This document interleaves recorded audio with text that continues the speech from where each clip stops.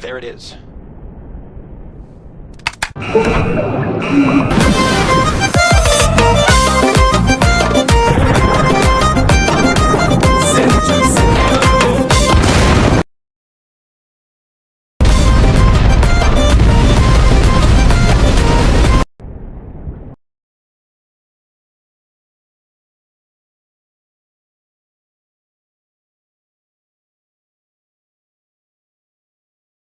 Okay, everybody, welcome to this episode of the Braxton Bailey Show, or should I say, installment of the Braxton Bailey Show to be fancy.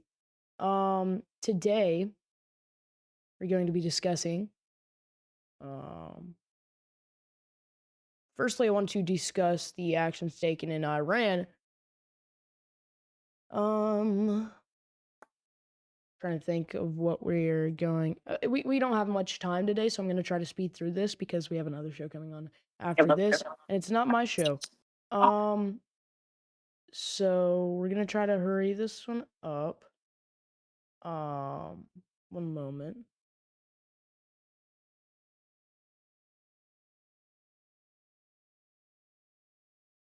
Okay. Here we go.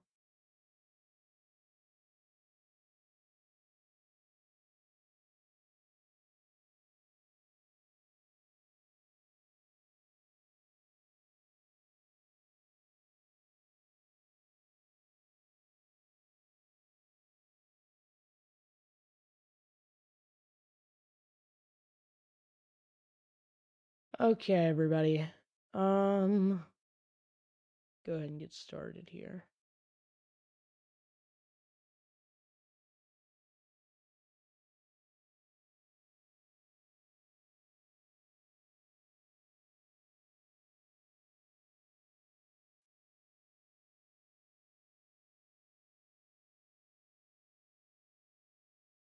Okay. Okay, we'll go ahead and open up our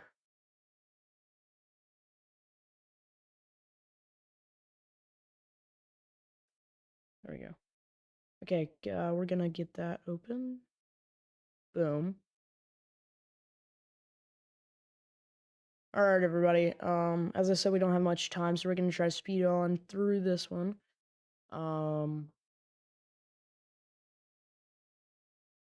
As usual, I hope everybody's having an amazing, extraordinary day today.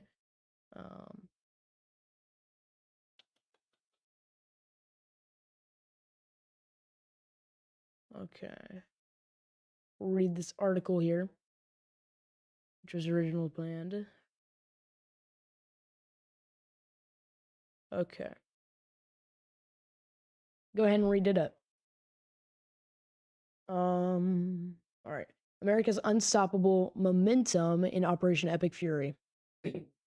Under the decisive leadership of President Donald J. Trump, America's unparalleled warfighters are delivering devastating strikes in Operation Epic Fury, crushing the Iranian regime's terrorist infrastructure with overwhelming power and unbreakable resolve. Now, Congress has reaffirmed the Commander-in-Chief's constitutional authority to protect the American people from the Iranian regime's murderous ambitions and imminent threats. Okay, I will read this little other highlighted area. It states, our heroic service members are executing Operation Epic Fury with unmatched skill, lethal accuracy, and unyielding courage to dismantle the world's leading state sponsor of terrorism once and for all. Okay, so obviously they have listed, if you're listening, they have listed these items, 3 to be exact, currently. And of course, this wonderful video here. I'm sure everyone's seen this video, that video as well. All these unclassified things. So yeah.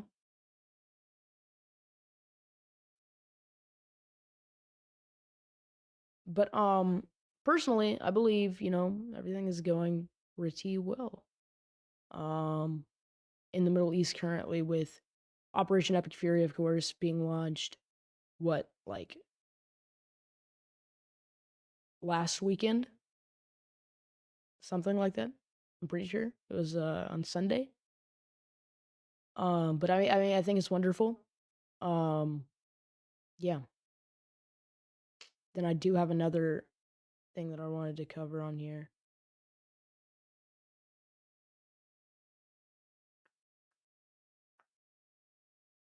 Right. Hmm. Yeah, right here. Um,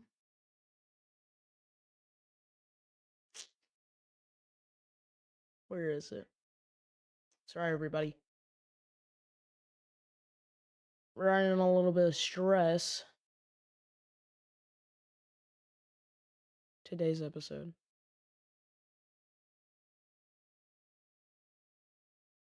We did stream earlier I want to look at this. We did stream this earlier.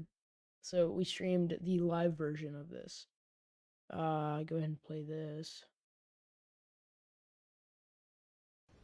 The president gave us another task: to raise or level Iran's ballistic missile industrial base. So we're not just hitting what they have, we're destroying their ability to rebuild.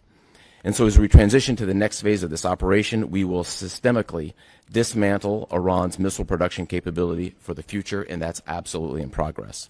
This is going to take some time, but our forces are well supplied, as the Secretary said, and we are absolutely ready to prosecute this mission decisively.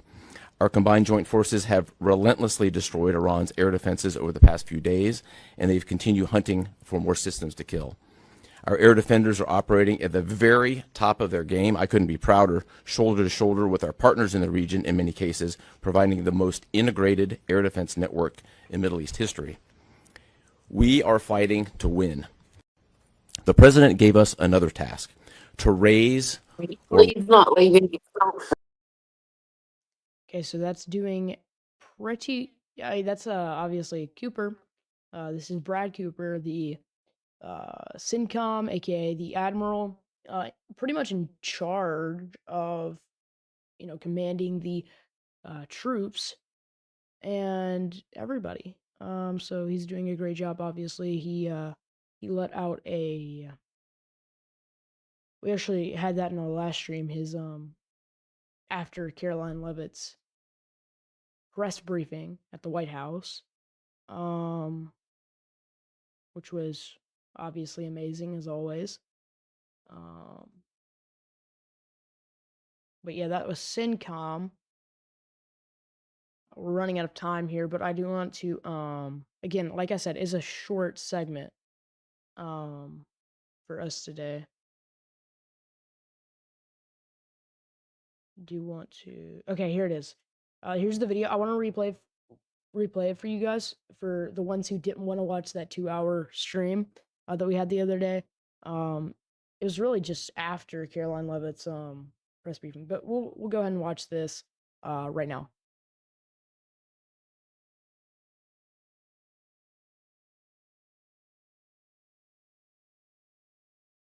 Good afternoon. I'm Admiral Brad Cooper, the commander of United States Central Command.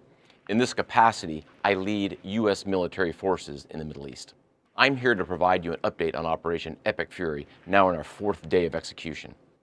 First, I'd like to express my deepest condolences to the families and teammates of the extraordinary Americans who've been killed in action. And I'd also like to extend our prayers for a speedy recovery to the wounded. Yesterday, you heard from Secretary Hegseth and the Chairman of the Joint Chiefs. Today, I'd like to give you an operational update on where we are and provide you with some key facts. By order of the President of the United States and the Secretary of War, our military in the Middle East is undertaking an unprecedented operation to eliminate Iran's ability to threaten Americans, as they've been doing for nearly half a century. Having spent more than 36 years in the military, I could not be prouder of America's sons and daughters in uniform who are answering the call. More than 50,000 troops, 200 fighters, 2 aircraft carriers, and bombers from the United States are participating in this operation, and more capability is on the way.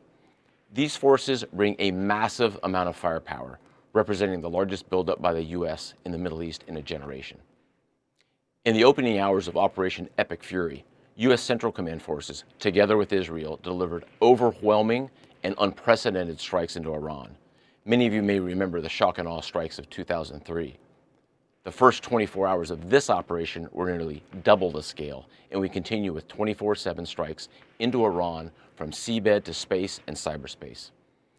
Now, we're less than 100 hours into this operation, and we've already struck nearly 2,000 targets with more than 2,000 munitions.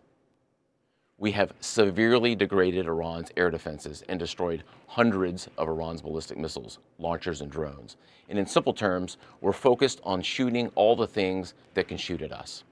Our B-2 bombers and B-1 bombers have executed uncontested surgical strikes against multiple missile facilities deep inside Iran. And then just last night, a B-52 bomber force struck ballistic missile and command and control posts. We are also sinking the Iranian Navy, the entire Navy. Thus far, we've destroyed 17 Iranian ships, including the most operational Iranian submarine that now has a hole in its side. For decades, the Iranian regime has harassed international shipping. Today, there's not a single Iranian ship underway in the Arabian Gulf, Strait of Hormuz, or Gulf of Oman, and we will not stop. We will continue to conduct dynamic targeting operations. We're hunting Iran's last remaining mobile ballistic missile launchers to eliminate what I would characterize as their lingering launch capability. Now, in retaliation, the Iranian regime has launched over 500 ballistic missiles and over 2,000 drones.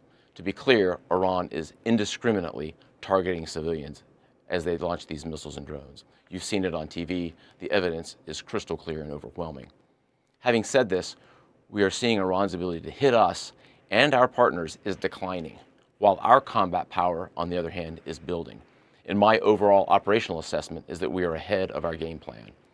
Along the way, every single branch of our military is achieving unprecedented success. I'll talk about just a few of them. Our naval forces have deployed multiple waves of cruise missiles, obliterating Iranian command and control and air defense capabilities. From 2 aircraft carrier strike groups, we're squeezing Iran from the sea and have them backed into their own ports. U.S. air forces are doing what they do best, executing a high volume of airstrikes right into Iran. Operationally, the 2 most powerful air forces in the world, the U.S. and Israel, are dominating the skies of the world's largest state sponsor of terror. Our U.S. Army soldiers are defending ourselves and our partners, and in a historic first, the U.S. Army fired long-range precision strike missiles called PRISMs in combat, providing an unrivaled deep strike capability. Also for the first time, U.S. Central Command's drone task force, called Task Force Scorpion Strike, launched countless one-way attack drones, achieving massive effects. I'd like to point out these drones were originally an Iranian design. We took them back to America, made them better, and fired them right back at Iran. I just could not be prouder of our men and women in uniform, leveraging innovation to create dilemmas for the enemy. There is no adversary too determined, no mission too difficult for the great soldiers, sailors, airmen, Marines, Guardians, and Coast Guardsmen that make up the most powerful military the world has ever seen. Our military objectives are crystal clear, and our people are executing an immensely complex and historic mission with relentless lethality, conviction, and professionalism. And we've just begun. But I have the utmost confidence that we, alongside our partners, will absolutely achieve our military objectives. To all our warriors, Godspeed. Thanks so much.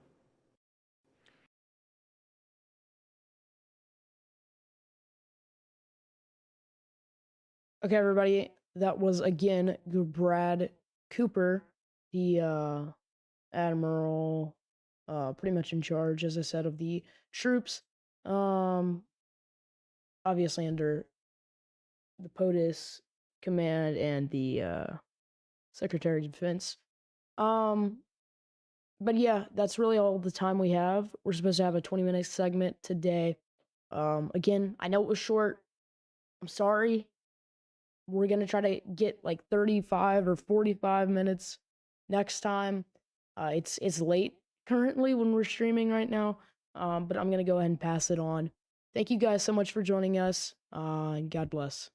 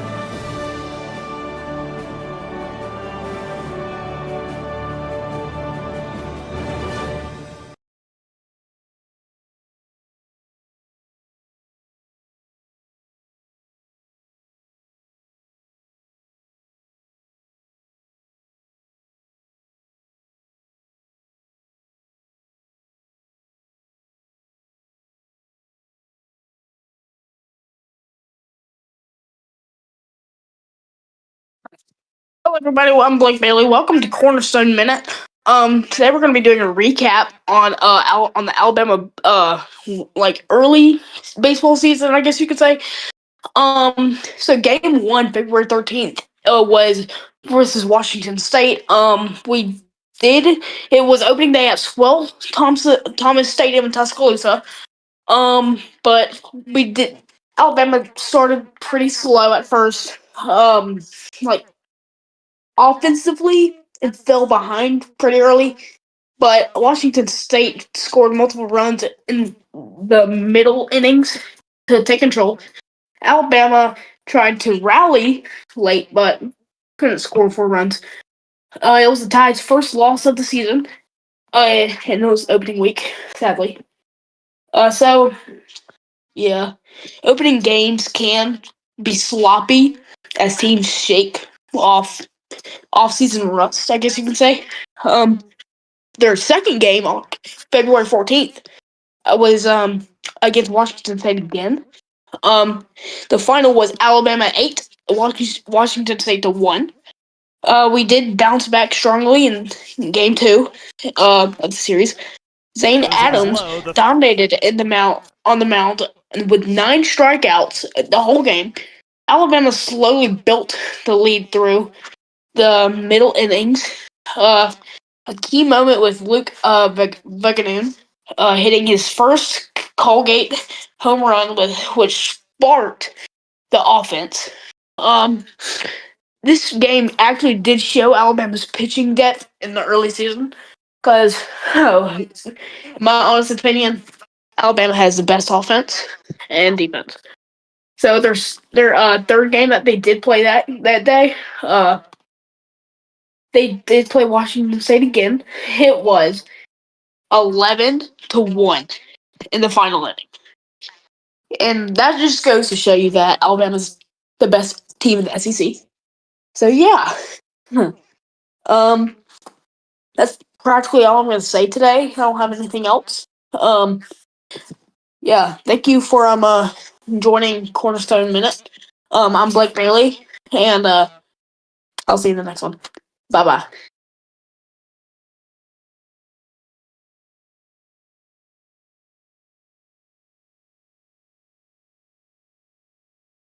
Base down the right field. That'll drop fair. It's Vaughn rounding his second, rounding third. Looks like he's going to get the wave home. Vaughn coming home. The throw is not in. No, not in time. He dropped the ball. He'll be safe at the plate. Tough play for Santana right there. Is he? They are dedicated to their sons and Swung on and laced down the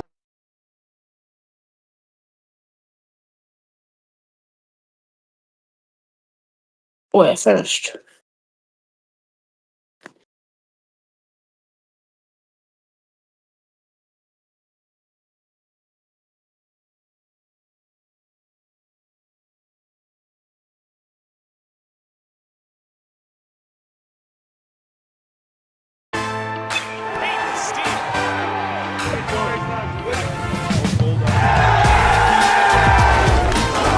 But if you are the toughest, most connected group, God, we love to see you at the Jerry.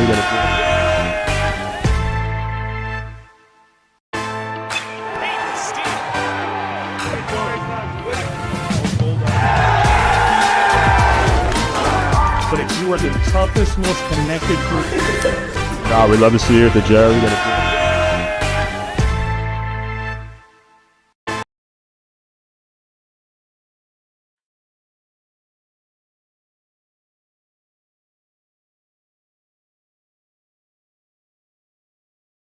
runner goes. It was low. The throw is. You sure about that? It was low. The throw is beautiful from Lim.